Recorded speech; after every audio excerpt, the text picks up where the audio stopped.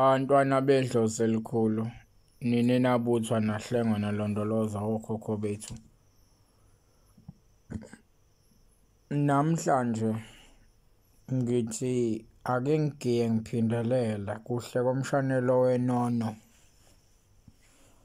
kulesi sihloko engike ngasithinta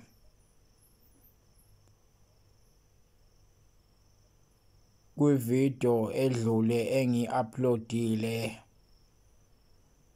la ebengithi ubungozi bokuthatha lento. Ngiqaphelisisile ukuthi iningi labantu likhombise ukuyithakasela nokubuka ukuba ebengikuhlwanyela kuleya video kufike kwayithola kukuzinza einhlizweni zabaningi. Abanye bangifonele, abanye sebebafika ngisho nokufika lapha esigodlweni bezofuna usizo ngezinye zezinto engithe mangithinta kuleya video zahlala kubo.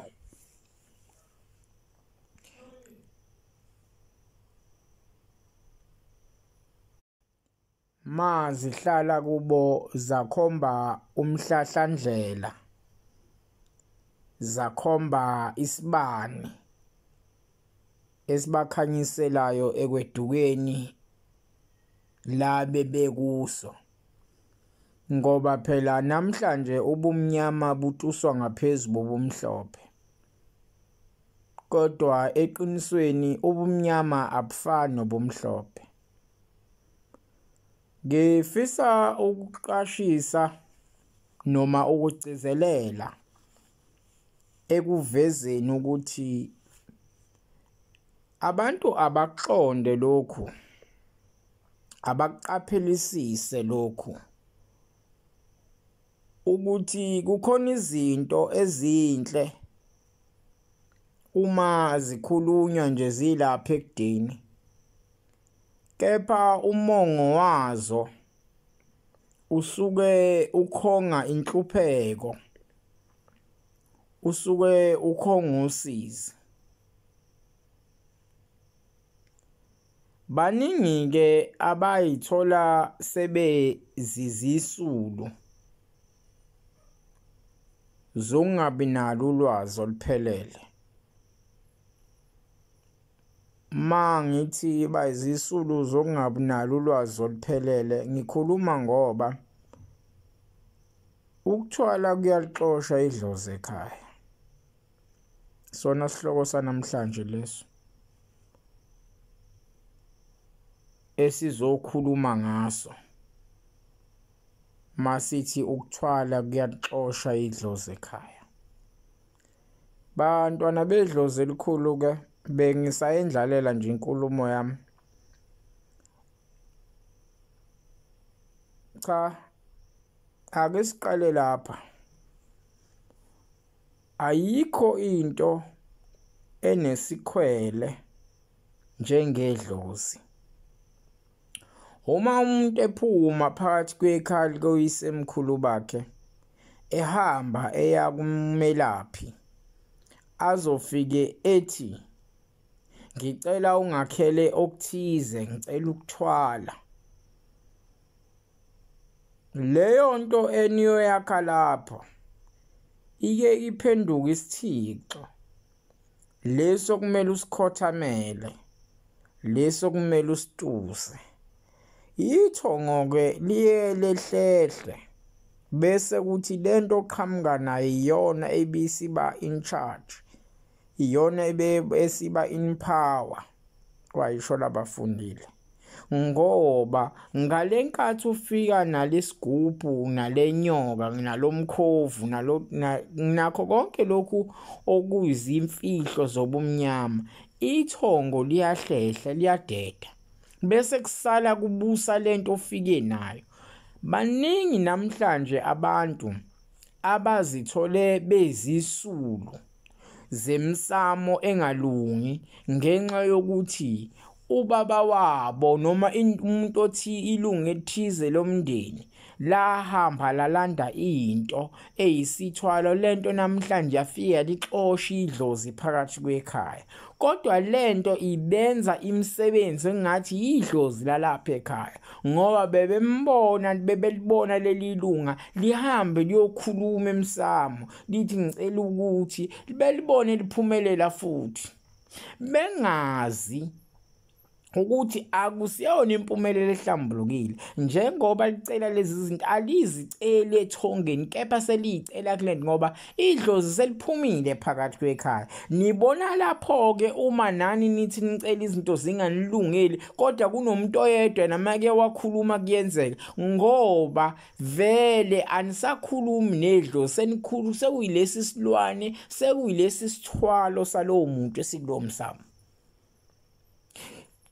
abaningi namhlanje bazithola behlupheka kunomuntu oyedwa nje okhuluma kube kanye kuchume hayi ngoba engcwele kodwa ingoba walanda lento eyisithwalo yalixosha ithongo phakathi kwekhaya yingakho namaphupho kuye kufuna siwabheke amaphupho asuke ekhomba ukuthi idlozi alikho phakathi kwekhaya ngaso sonke isikhathi nina maniphupha abantu bakini baphupha baniflathela bakhulume bafike bethule nje ngoba khona into esiba replaceile khona lento esithatha indawo yabo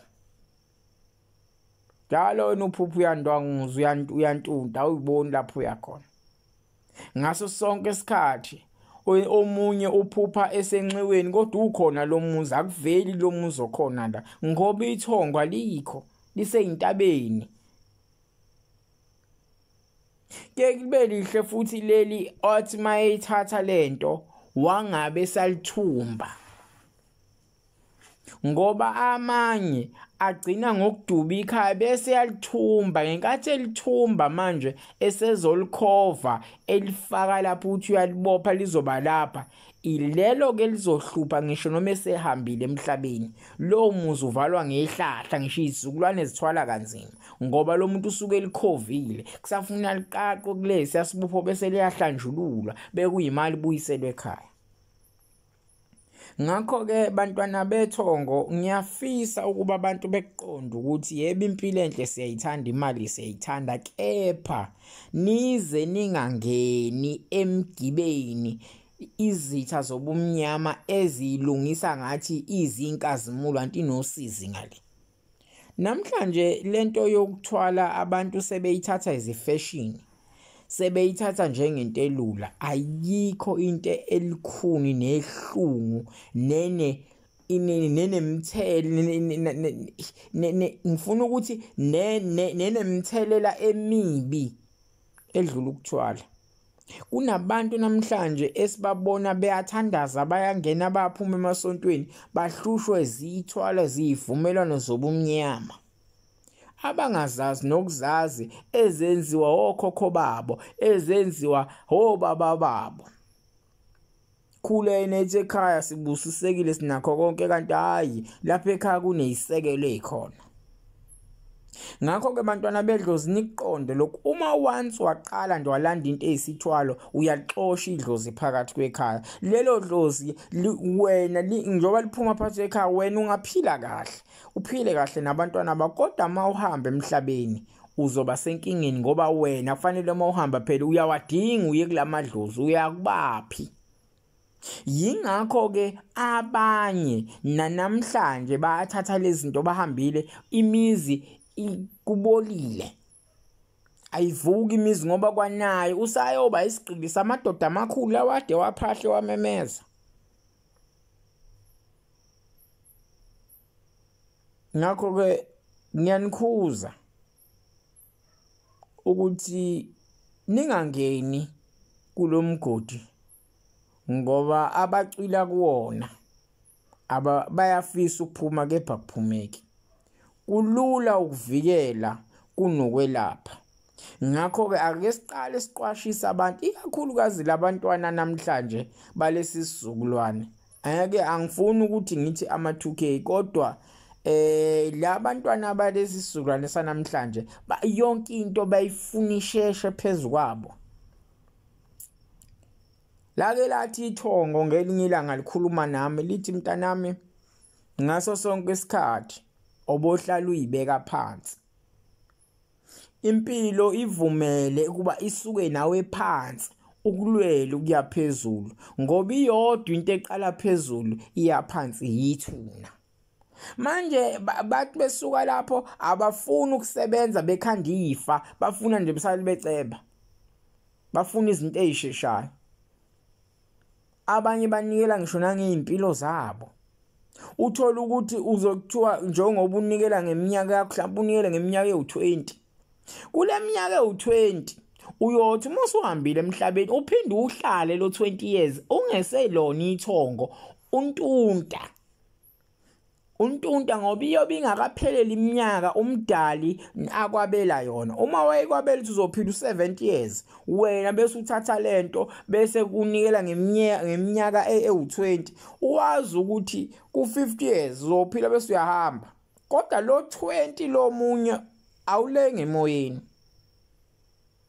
Into eyinkinga ke nabanthuca leminyaka amabenitsheni abantsheni ukuthi uzophila isikhathi esingakanani akekho kwazi ukubona lokho ngoba izinyanga ezayikwazi ukufunda amakhambi empilo sezashabalala. Kunezanusi lapha ezayikwazi ukubona impilo yomuntu, kunemithi eyayidliwa eyayenza abantu bephila isikhathi eside, konke lokho sekwashabalala. Namhlanje ufika nje athi hayi uphungula iminyaka ewu10 kanti awuzazi ukuthi ubuzophila iminyaka emingaka. Yingakho bonke labantu benza beba greedy, benza ngokukhulu ukusheshsha. Kodwa ke okukhulu kunakho konke siyaqwashisa ukuthi abantu abazi ukuthwala kuyaxosha idlozi phakathi kwekhaya. Kulula ukulikhipha, ukuligeza nokulibuyisa kunzima. Ukuligeza nokubuyisa kunzima ngoba lezi zinto enizilandayo okokuqala nje zidala umonakalo owesabekayo. Eminye yazo zilala ngisho nezingane phakathi kwaleli khaya. Thothi ingane iyakhula umuntu esifazane iwelwa umzimba ngoba isilalwa lezi zinto ezifake lapha ekhaya. Ihamba ikhulu ichithekelwa izisu izinto ezifakile. Kunezinto namhlanje ezihlupha abantu ngenxa yokuthi kwasuka umuntu oyedwa owabagreed waba nomhobholo wafuna indlela yokunqamulela impumelelo. Namhlanje isizwe siyahlupheka, namhlanje umndeni uyahlupheka. Ngakho ke bantwana bedlozi ngithi angizoqwashisa ukuthi lezi igubhu nalezi ithwalo nalabo thikoloshe amakhosi amabili akabuse sibayini esisodwa. Akusizike ufuna ukukhanda umcebo wesikhashana kodwa mawulala kohlupheka wonke umuntu. Ngiyathemba ukuthi idle amaningi siyathokoza.